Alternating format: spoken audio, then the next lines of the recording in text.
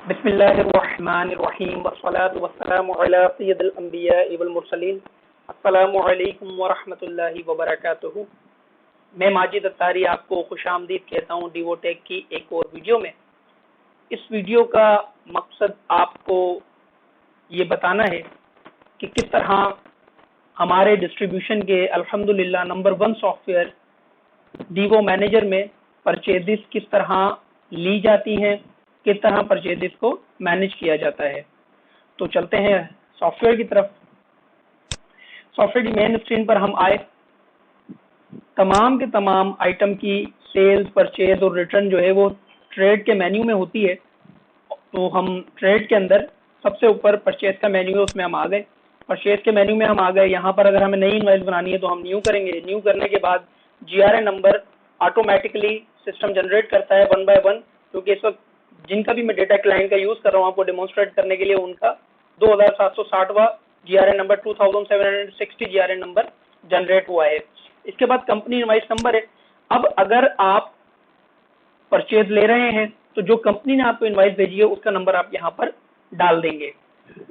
मैं यहाँ पर 1 डाल देता हूँ टाइम बचाने के लिए। आगे चलते हैं। डेट, जिस डेट पर आपको स्टॉक रिसीव हुआ है वो डेट आप यहाँ डालेंगे। लेट सपोज अगर आज रिसीव हुआ है तो आज की डेट डाल देंगे, जस्ट लाइक इस वक्त 26 जून आ रही है। और अगर कल माल रिसीव हुआ था मगर आप किसी वजह से आज परचेज डाल दें तो कल की डेट डालेंगे। तो जिस वक्त आपको स्टॉक रिसीव हुआ है वो डेट यहाँ डालेंगे, क्योंकि इसी डेट की बेस पे आपका स्टॉक भी मेंटेन होगा और इसी डेट की बेस पे आपका अकाउंट भी मेंटेन होगा। आगे चलते हैं। पार्टी, यहाँ जो आप पार्टी सिलेक्ट करेंगे वो अकाउंटिंग पर्पस के लिए है। अब यहाँ पर अगर कंपनी ने डायरेक्ट आपको माल भेजा है और अकाउंट भी कंपनी का ही मेंटेन होगा तो आप कंपनी सिलेक्ट करेंगे। जैसे मैं यहाँ पर अलीगोर and private company private select कर लेता हूँ। बट अगर मामला इस तरह है कि आपको जो माल भेजा है वो कंपनी के किसी और डिस्ट्रीब्यूटर ने भेजा और अकाउंट उसका मेंटेन होना है, या कंपनी ने कोई सोल डिस्ट्रीब्यूटर बनाया हुआ है अकाउंट उसका मेंटेन होना है, तो यहाँ पर आप कोई भी पार्टी डिस्ट्रीब्यूटर हो आपकी तरह या कोई सोल डिस्ट्रीब्यूटर हो जो आपने ऑब्वियसली सिस्टम में जो है वो रजिस्टर कराया हुआ होगा तो आप वो भी ले सकते हैं। जो भी आप यहाँ पर सिलेक्ट करेंगे पार्टी में, जो भी आप यहाँ पर सिलेक्ट करेंगे अकाउंट उनका मेंटेन होगा। नीचे आप आइटम जिस कंपनी के भी जाए सिलेक्ट कर सकते हैं। ये आपस में हमने इंटरकनेक्ट नहीं किया क्योंकि आजकल बहुत ट्रेंड चला हुआ है कि कंपनी जो है वो सोल डिस्ट्रीब्यूटर बना देती है, सोल डिस्ट्रीब्यूटर जो है वो माल सेल करते हैं और अकाउंट उनका मेंटेन हो रहा होता है। तो ऐसी सिचुएशन के अंदर अगर हम ये कर देते कि ऊपर जो कंपनी सिलेक्ट करेंगे उसी का आइटम नीचे आएगा तो फिर अकाउंटिंग में आपको प्रॉब्लम होती। फिर आप ये करते जी कंपनी से माल परचेज करते और उसके बाद आगे जाके जो है वो जेबी पास करके कंपनी से अमाउंट ट्रांसफर कर रहे होते सोल डिस्ट्रीब्यूटर में, एक स्टेप बढ़ जाता। इसको बचाने के लिए हमने ऊपर सिलेक्टेड, यहाँ जो भी पार्टी आप यहाँ सिलेक्ट करेंगे यहाँ की ऊपर सिलेक्टेड पार्टी और नीचे सिलेक्टेड आइटम का आपस में कोई कनेक्शन नहीं रखा। आप ऊपर कोई भी पार्टी कोई भी कंपनी सिलेक्ट कर सकते हैं और नीचे कोई भी आइटम आप उसके अगेंस्ट सिलेक्ट परचेज कर सकते हैं। और ऑब्वियसली जब आप परचेज करेंगे तो जो माल रिसीव हुआ है वही आप परचेज करेंगे। ऊटपटांग हरकतें कोई सॉफ्टवेयर के साथ नहीं करता, आप भी नहीं करेंगे। उसके बाद अगला ऑप्शन है कार्टन्स का। ये कार्टन्स का ओरिजिनल क्वांटिटी जो एक्चुअल क्वांटिटी आपको स्टॉक के रिसीव हुई है उससे कोई कंसर्न नहीं है, ये सिर्फ याददाश्त के लिए कि जी कितने कार्टन है, तो यहाँ पर आप कार्टन डाल देंगे। उसके बाद आगे चलते हैं। फ्रेट, ये जो फ्रेट का ऑप्शन है ये सिर्फ एक सिनेरियो में इस्तेमाल होगा, उसको अच्छी तरह समझ लीजिए। वो सिनेरियो ये है कि अगर कंपनी आपको माल पहुंचाने की पाबंद थी लेकिन कंपनी ने आपको किराया जो है वो देने का कहा। फॉर एग्जाम्पल बिल के अंदर 1 लाख रुपए का बिल है, नीचे लिखा हुआ है 5,000 रुपए आप किराया दे दीजिएगा और बिल का नेट अमाउंट हो गया है 95,000। सिर्फ ये सिनेरियो कि कंपनी आप किराया कंपनी के जिम्मे था मगर कंपनी ने आपको इनवाइस में लिख के भेज दिया कि जी आप किराया दे दें और पैसे काट दें, सिर्फ उस सूरत हाल के अंदर ये फ्रेट का ऑप्शन यूज होगा। मैं यहाँ पे 5,000 अगर 500 सपोज फ्रेट डाल देता हूँ तो होगा ये कि इस इनवाइस का जो भी टोटल बनेगा उसमें से 500 रुपीज कंपनी के अकाउंट में माइनस हो जाएंगे। और सब लेट सपोज 1 लाख रुपए की इनवाइस है, 5,000 रुपए माइनस किए हमने, तो ऐसी सूरत में क्या होगा कि 95,000 जब आप अकाउंट देखेंगे तो लिखा हुआ होगा कि 1 लाख की इनवाइस थी, 5,000 फ्रेट माइनस हुआ है, 95,000 अकाउंट के अंदर ड्यू होंगे और ये 5,000 जो है वो आपके ऊपर फ्रेट ऑन परचेजेस के अकाउंट में आपके ऊपर ड्यू हो जाएंगे, जो ऑब्वियसली आप पेमेंट वाउचर से पेमेंट करेंगे क्योंकि ये 5,000 रुपए आप अभी जब पेमेंट करेंगे तो आप एंट्री तो करेंगे ना अपने अकाउंटिंग सिस्टम के अंदर कि हमने पेमेंट किया, तो पेमेंट वाउचर में जाके आप ये 5,000 फ्रेट ऑन परचेजेस के अकाउंट में पेमेंट कर देंगे और वहां यही सारी डिटेल डाल देंगे। तो ये करेगा क्या कि कंपनी के अकाउंट से 5,000 माइनस करेगा इस इनवाइस में से और वो 5,000 आपके ऊपर ड्यू हो जाएंगे फ्रेट ऑन परचेजेस के अकाउंट में, जो कि आप पेमेंट वाउचर से नील कर देंगे। आगे चलते हैं। आइटम, यहाँ पर आप आइटम टाइप करेंगे। मैंने आइटम टाइप किया, लेट सपोज मैंने कहा जी ओसनेट डी टैबलेट, ये एजीपी की ही टैबलेट है। मैंने एंटर किया, क्वांटिटी, इसने मुझे लास्ट परचेज का रेट दिखा दिया, उसकी जो है वो स्टॉक दिखा दिया। मैं फिर आपको डेमोन्स्ट्रेट कर देता हूँ। ओसनेट डी है, बताया लास्ट परचेज 191.25 भरी हुई है, स्टॉक 66 पड़ा हुआ है। मैंने कहा जी इसके 200 पैकेट रिसीव हुए, बोनस कोई नहीं आया है। अब आपने देखा है कि डिस्काउंट ऑटोमेटिकली उठ के आ गया। ये डिस्काउंट वो है जो आपने आइटम्स के मेन्यू में डाला हुआ है कि ये इसका परचेज डिस्काउंट है, वो ऑटोमेटिकली आ गया, उससे अमाउंट भी बन गया, उससे वैल्यू भी बन गई। फिर उसके बाद हम मजीद आगे चलते हैं। तो ये बेच हमसे मांग रहा है, जो भी बेच आपको रिसीव हुआ है वो बेच आप यहाँ पर डाल देंगे। यहाँ पर मैं कुछ बात क्लियर कर दूं। लेट सपोज आपने एक बेच डाला, वो बेच पहले से सिस्टम में मौजूद है, अगर टीपी वही है जो पहले थी तो ये क्या करेगा, उसी बेच में ये क्वांटिटी भी प्लस कर देगा, बिकॉज रेट सेम है। लेकिन अगर अभी मैं यहाँ पर इसका रेट 200 कर दूं और उसके हिसाब से 200 करने के हिसाब से मैं बेच जो है वो वही डालूं जो पहले से पड़ा हुआ है, तो ये सिस्टम एक्सेप्ट नहीं करेगा। क्योंकि आपका रूल ये होता है कि आप पुराना माल पुराने रेट से बेच रहे होते हैं, नया माल नए रेट से बेच रहे होते हैं। तो अगर ये उसमें क्वांटिटी प्लस कर दे तो उसके ऊपर टीपी 100 कुछ रुपए की पहले ही लगी हुई है। तो ऐसी सूरत में क्या होगा कि आपको लॉस हो जाएगा। तो ये क्या करेगा, आपको ये कहेगा कि जी ये बेच एक और रेट के साथ पहले से सिस्टम में मौजूद है, आपको चाहिए कि आप एक नया बेच बनाएं। वो बनाने के लिए लेट्स सपोज 1 2 3 बेच पहले से सिस्टम में देखिए मौजूद भी है, मैंने एंटर किया और मैंने रेट भी चेंज किया है। अब मैं अगर यहाँ सेव का बटन प्रेस करता हूँ तो ये मुझे कहेगा कि बेच टीपी चेंज हुई है, नया बेच बनाइए। ये एक्सेप्ट नहीं करेगा कि आपको नुकसान हो।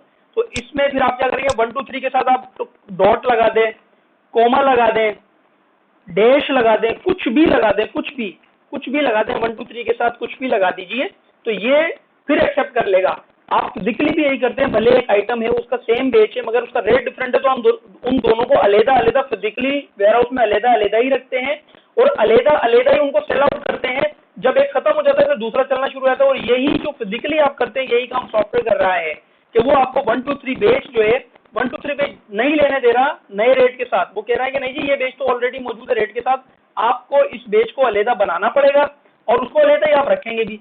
तो मैंने यहाँ पर 1 2 3 डॉट लगाया और उसके बाद मैंने इसको सेव कर दिया। अच्छा, सेल्स टैक्स जो है उन ओसनेट डी पर होता नहीं है, मगर मैंने अपनी टेस्टिंग के लिए ओसनेट डी के ऊपर 10 रुपए सेल टैक्स डाला हुआ है, तो ये ऑटोमेटिकली सेल टैक्स भी इसमें इंक्लूड कर रहा है। 200 पैकेट्स का 2000 रुपए सेल टैक्स जो है वो इसमें इंक्लूड कर रहा है ये ऑलरेडी। अगर मैं इस सेल टैक्स को अगर आइटम में नहीं डाला हुआ होता, क्योंकि होता नहीं है आपके केस में, अगर सेल टैक्स वाला आइटम है तो मैंने पहले ही हमारी आइटम और पार्टी की मैनेजमेंट वाली वीडियो में बता दिया कि किसी भी किस्म का सेल टैक्स की पॉलिसी हो कंपनी की, हमारे सॉफ्टवेयर में ये कैपेबिलिटी है कि वो उसको जो है वो हैंडल कर सकती है। चाहे आप कंज्यूमर डिस्ट्रीब्यूटर हो, चाहे आप फार्मा डिस्ट्रीब्यूटर हो, किसी भी किस्म की सेल टैक्स की कैलकुलेशन कंपनी ने जो है वो पॉलिसी पुश की हो आपकी तरफ, वो सेल टैक्स की कैलकुलेशन हमारा सॉफ्टवेयर हैंडल कर सकता है। तो उसी की टेस्टिंग के लिए मैंने सेल टैक्स डाला और यहाँ पे वो कैलकुलेट हो रहा है। मैंने सेव कराया, ये आइटम सेव हो गया। इसी तरह ये एक आइटम हो गया। देन मैंने बोला जी एक और आइटम है, ये मैंने एक और आइटम ले लिया। अभी किसी भी कंपनी का हो सकता है, मुझे नहीं पता। मैंने यहाँ 10 क्वांटिटी इसकी 100 क्वांटिटी रिसीव कर ली, ठीक है ना। मैंने 1 2 3 बेच डाला जो कि है नहीं, फिर से ये एक्सेप्ट कर लिया। दूसरा आइटम, इसी तरह मैं आइटम्स डालते चले जाऊंगा, वो आइटम्स यहाँ आते चले जाएंगे और ये उसका टोटल है और ये फ्रेट उसमें से माइनस हो जाएगा। ये आइटम का टोटल ऊपर नजर आ रहा है 56,986 रुपए, 5,000 फ्रेट माइनस हो गए। जो नेट अमाउंट इनवाइस का बन रहा है वो भी यहाँ पे दिखा रहा है। अब अगर मुझे इनवाइस बनाने के दौरान अगर एडिटिंग करनी है, लेट सपोज इसकी क्वांटिटी 200 नहीं थी 180 आई है, तो मैंने ये आइटम सेलेक्ट किया, ये देख रहे हैं, ये मैंने आइटम सेलेक्ट किया और मैंने एडिट किया, ये आइटम खुल गया, मैंने इसकी 180 क्वांटिटी की एंड मैंने सेव करा दिया और ये उसके हिसाब से आइटम सेव हो गया। इसी तरह अगर कोई आइटम एक्स्ट्रा डल गया, गलत डल गया, मैं उसको यहीं पर डिलीट भी कर सकता हूं। तो मैंने लेट सपोज ये ओसम डी जो टैबलेट है मैंने सिलेक्ट किया, मैंने डिलीट किया, ये आइटम यहीं से डिलीट हो जाएगा। तो ये ड्यूरिंग परचेजिंग में ये मैनेजमेंट भी कर सकता हूँ। अब ये तो हमने एक परचेज ले ली, एक दो आइटम और डाल लेते हैं इसके अंदर। ओसनेट डी तो ऑलरेडी है, बैच मांग रहा है, ये मैंने बैच डाल दिया, सेव कर दिया। अब लेट सपोज ये हमने एक इनवाइस बनाई। अब इस इनवाइस के अंदर मैं ये चाहता हूँ कि इस इनवाइस के अंदर जो है मुझे एडिटिंग करनी है, यानी कि इनवाइस पहले से मौजूद है, एडिटिंग करनी, तो उसका क्या तरीका है, बिल्कुल सिंपल तरीका है। वो हमने आइटम और पार्टीज की मैनेजमेंट वाले वीडियो में भी बताया है। मैं फाइंड में गया, अब ये मुझसे कह रहा है कि जीआरए नंबर डाल दें या इनवाइस का नंबर डाल दें या पार्टी डाल दें। हमने इनवाइस नंबर 1 डाली थी, मैं 1 ही डालता हूँ। जितनी इनवाइसेस के अंदर 1 यूज हुआ है वो सारी ये लेकर आ गया। जब मैं सबसे नीचे आऊंगा तो ऑब्वियसली वो इनवाइस जो मुझे चाहिए वो भी सबसे नीचे आ रही होगी और ये आ रही है। 2760 उसका जीआरएन नंबर था। मैं अगर 2760 डालता हूँ तो सिर्फ एक ही इनवाइस आएगी, ये इनवाइस आ गई है, ये मैंने सेलेक्ट की, इसको एडिट किया। जब भी मैं इनवाइस एडिट करूंगा तो ये मुझसे पूछेगा कि इसकी हेडिंग एडिट करनी है आइटम। जब मैं हेडिंग एडिट करता हूँ तो ये जो ऊपर की इन्फॉर्मेशन है इनवाइस की, ये खोल देता है। इसमें मैं चेंजेस कर सकता हूँ जो भी मैं करना चाहूँ, एंड में इसको सेव कर दूंगा। जब मैं इसको सेव करूंगा तो मुझे कह रहा है जीआरएन तो एडिट हो गया है, क्या आप आइटम एडिट करना चाहते हैं? मैं नो करूंगा तो आइटम एडिटिंग नहीं खुलेगी, फॉर्म रिफ्रेश हो जाएगा। लेकिन अगर मैं यस करूंगा तो इसने आइटम एडिटिंग खोल दी। अब आप नया आइटम भी इसमें डाल सकते हैं कि मैंने नया आइटम डाल दिया, और जो एग्जिस्टिंग आइटम है उनको डिलीट और एडिट भी आप कर सकते हैं। ये मैंने एडिट कर दिया है इस आइटम को, और इसके अलावा कोई आइटम में डिलीट करना चाहूँ तो वो भी मैं कर सकता हूँ। तो इस तरह आप एडिटिंग भी कर सकते हैं। अगर आपको हेडिंग एडिट नहीं करनी, डायरेक्ट आइटम एडिट करने, तो आप फाइंड करें, सिलेक्ट करें और डायरेक्ट एडिट करके एडिट आइटम करते हैं, ये डायरेक्ट आइटम खोल देगा। अब मैं चाहूँ तो नए आइटम्स डाल सकता हूँ। ऐसे करके मैं जो है नए आइटम डाल लूंगा। बैच कह रहा है कि बैच डाले, मैंने बैच डाल दिया, सिलेक्ट कर लिया, सेव करा दिया, बैच सेव हो गई। और वही जो एडिट डिलीट में कर रहा था, मैं डिलीट भी कर सकता हूँ आइटम। अब अगर मैं चाहता हूँ नहीं जी एक इनवाइस पूरी गलत आ गई है या डबल हो गई हमसे किसी वजह से, तो मैं वो पूरी इनवाइस डिलीट करना चाहता हूँ। मैंने फाइंड किया और मैंने जीआरएन नंबर डाला और मैंने डायरेक्ट डिलीट का बटन दबा दिया, तो ये पूरी इनवाइस यस या नो, ऑब्वियसली मैं ये यस किया तो पूरी इनवाइस डिलीट कर देगा। इस तरह पूरी इनवाइस डिलीट हो जाएगी। एक बात मैं क्लियर कर दूं आपको यहाँ पर कि अगर किसी आइटम में से क्वांटिटी इशू हो चुकी है तब वो आइटम डिलीट नहीं हो सकता, बिकॉज हमारा सॉफ्टवेयर जो डिस्ट्रीब्यूशन का है वो क्वांटिटी माइनस में एक्सेप्ट नहीं करता। तो जो आइटम आपने परचेज किया उसमें से अगर क्वांटिटी इशू हो चुकी है, फिर आप उस आइटम को डिलीट करेंगे तो उस बेच में क्वांटिटी नेगेटिव में चली जाएगी फिर। तो इस वजह से सिस्टम मना कर देगा कि भाई मैं इसको डिलीट नहीं कर रहा, वो आपको मना कर देगा। एक चीज। दूसरी चीज ये कि अगर आप किसी आइटम को एडिट कर रहे हैं और उसकी क्वांटिटी आप कम कर रहे हैं, तो वो उतनी कम क्वांटिटी करना अलाउ करेगा जितनी क्वांटिटी इशू ना हुई हो। लेट सपोज हम इसी की बात करते हैं। अच्छा मैंने डिलीट कर दिया, तो मैं 2750 एक जीआरएन एग्जिस्टिंग उसको खोल लेता हूँ। अब इसमें एक्सएफ प्लेन सिर्फ 100 मिलीग्राम 200 यूनिट है। लेट सपोज इस 200 यूनिट्स के अंदर से जो है वो 20 यूनिट सेल हो चुके हैं। अब अगर मैं इसको एडिट करके इस आइटम को मैं यहाँ पे 200 की जगह 170 करूंगा, ये एक्सेप्ट नहीं करेगा, बिकॉज कम से कम 100 जब sorry let suppose 20 unit sale हुए हैं, तो मैं अगर इसको 20 यूनिट दूंगा ना कि ये 200 यूनिट नहीं थे 20 थे, तो 20 तो एक्सेप्ट कर लेगा क्योंकि 20 में से 20 इशू होगा, 0 हो गया बैच, ओके नो प्रॉब्लम। मगर अगर मैं इसको 19 करूंगा ये मुझे मना कर देगा। क्यों? क्योंकि जब मैं 19 करूंगा और 20 इशू हो गए, तो 19 रिसीव करके 20 इशू गए तो एक माइनस हो गया ना बैच। जब एक माइनस हो गया तो ये सिस्टम आपको अलाउ नहीं करेगा कि आप माइनस में ले जाएं।